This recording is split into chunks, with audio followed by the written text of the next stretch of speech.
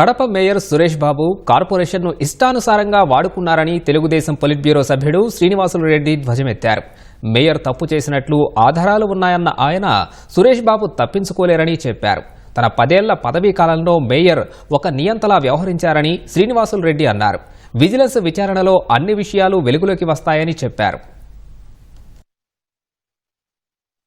ఆయనే మేయర్, ఆయన భార్య కాంట్రాక్టర్, ఆయన కొడుకు కాంట్రాక్టర్, ఆయనే చెక్కులు రాసి పేమెంట్ ఇస్తాడు, ఆయనే వర్కులు ఇస్తాడు. వాళ్ళకు ఇష్టానుసారంగా కార్పొరేషన్ను సొంతమని గుత్తాధిపత్యం తీసుకుని వాడుకుంటారు. వీళ్ళు ఇష్టమా?